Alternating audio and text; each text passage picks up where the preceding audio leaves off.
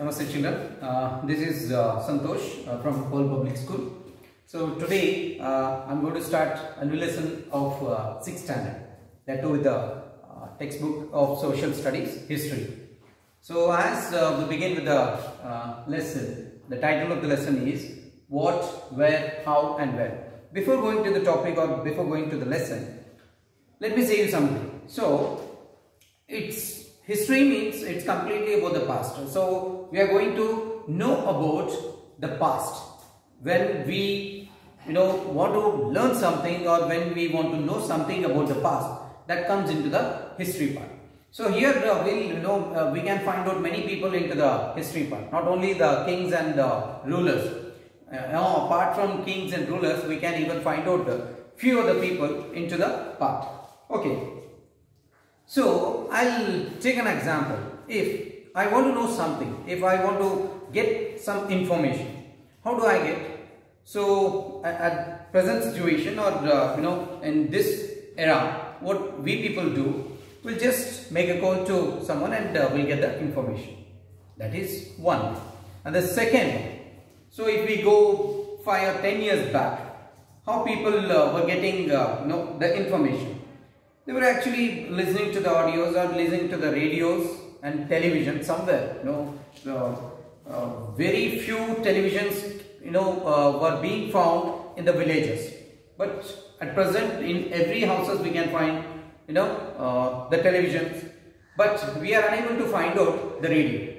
See, I have many means of communication, or many means of information. How means I can talk to someone through mobile. I can get the information, I can listen to the radio, and I can even read the newspapers, I can even watch televisions, or even at present in this era we can even go to the social medias. The social medias are the best means of communication where we can get n number of information. But if you go 10 years or 20 years ago, they were only means of a few means of communication like radio, newspaper, television. They do have even telegram. It was similar to the telephone only, but only few cities were having telegram. Okay, so if I want to know about 20 years ago, if I want to know about the past of 1970, how should I come to know about that? Do I need to Google? Okay, fine. I can Google and I can even find out that. But the people from 1980 or 1960, how they were getting about the past? It's all about the same thing that our elders kept telling us the stories. By the stories we can even come to know that. So whenever, I'll take another example that whenever you'll be watching some serials like Ramayana and Mahabharata, whatever the story which was narrated by your grannies or grandparents, so if something is different, you'll be finding out the error there, which is not there on the screen. You'll be easily finding out that, this part is not there when the story was narrated by my grandmother. Or even some character, might not be there in the screen, but about the character you might have studied or you might have heard by your grandparents.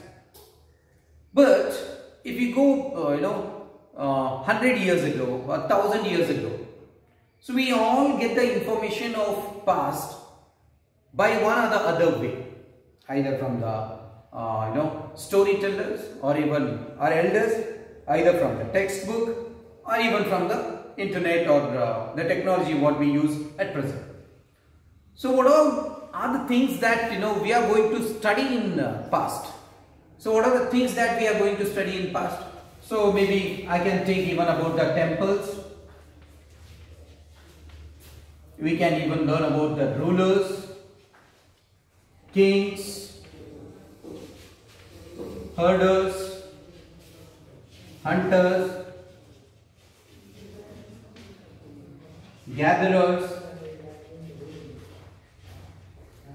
priests, and even peasants. Some we can find out few other different characters of different people in past. That too in history part. So history is a subject which tells about the past of many temples or rulers or kings or herders, hunters or gatherers, priests, peasants. You can even add up a few other people into the part. Apart from this, even we can get the stories of games. We do have a long stories of very long ago. The stories of games we have, and how children were playing outside. Children, what they were using, how they were playing outside, what they were playing, and with whom they were playing, and what was the place they were playing in. So these are all the things that we can find and we can know in history. So this is what the lesson, what we are going to study about: what, where, how and when. So these all questions will arise in past only, that too in the history part. What means? So we are going to learn about a particular thing that in between. I'll take the year only. What happened in the year 1947? What? Freedom. Where was Jallianwala Bagh massacre was taken place? Amritsar. How? It shows about the condition. How was the battlefield after World War I? And the last one will tell about the years. We'll find out the particular year. When was a particular incident taken place? So these all questions means WH questions what we talk about. Okay, these will be raised in history part. So this is what the thing that we are going to learn in the first chapter of 6th standard SS. Okay, fine. So before that, I'll just remind you, and you can even remember yourself. Now we have a good shelter, like we get shelter in our house, with the big bungalows or buildings, everything there. So where people were actually getting shelter in the past, 1,000 or 2,000 years ago, where they were getting shelter, it's quite difficult to find out. We just might have heard the stories of our grandparents. They might have told us that they were staying there, they were getting shelter somewhere else. Obviously, so the beginning or the man on this earth, one who started his life or getting shelter on the rivers, bank of river, or even river bank we can consider. The people have started getting shelter on the river bank. They were staying and they were, their life, everyday life was taken place on the river bank. That too with, we can even find out some of the communities of the people whose, the people those who were staying in Vindhyas. Vindhyas is just like, hilly station. We can consider it as, hilly station. So people even started getting shelter in the Vindhyas, and later few people even started coming near to the rivers which were there closer to Vindhyas, these rivers were known as, Vindhya rivers. And later people even started coming to the bank of Ganga river. They even started, getting settled or, getting shelter on the river bank of Ganga. So what actually they were doing, staying there or even getting shelter on the river banks, it is one part. What actually they were doing on being there in the river bank. Anyhow, they could even easily lead their life. We can say that they were leading their life and they were getting shelter on the river banks. But how they were leading their life as food, what they were doing. At the beginning part, we can find out that there were people, their job was gathering. So what they were gathering actually. So their major job was, now we have different professions like teacher, doctors, engineers, everyone. We can find out many professions in the society. But here at the beginning, what I am told, initial stage, there was only one job, and the people, those who were doing that job, were known as gatherer.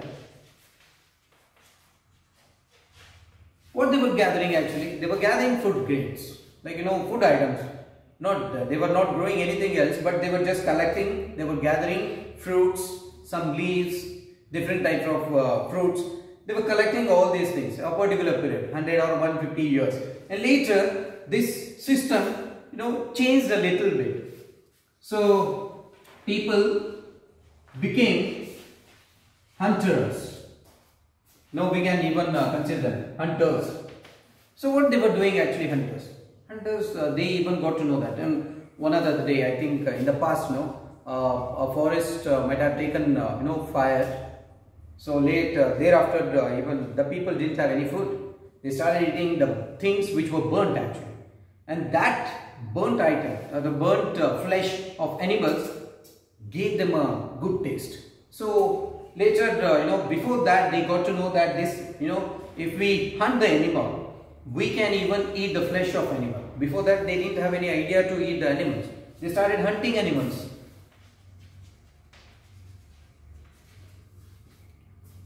Okay. Soon after the next scheme of the process, hunting animals.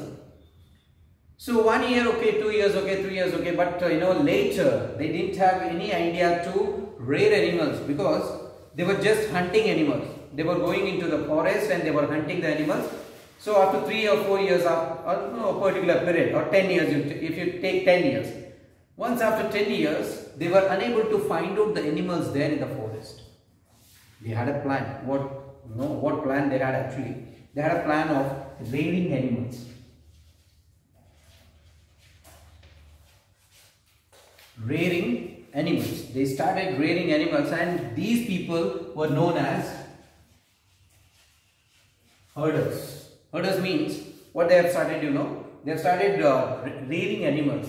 So like goat, horse, cows, pigs. So all these animals were being reared by another group, another generation. That generation was known as herders. So these are the things, step by step, they just even started, their lifestyle. They have brought many changes into their life, and finally they started growing crops. Later, these people called as peasants or farmers. So see, after a long process, people became the farmers. Before that, they didn't have any idea to grow the plants or even rear the animals. So okay, fine, all these elements are okay, but I still have a doubt. But actually, people, how did they come to know that they have to grow and they have to burn the flesh of animal to get the taste, and they have to rear the animals for their future day? How all these things came into the mind of people, the old people?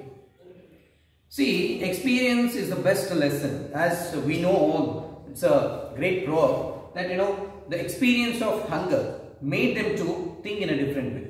So all these things made them to get one or the other innovative idea and started their new style of leading their life. And we'll talk about the last concept.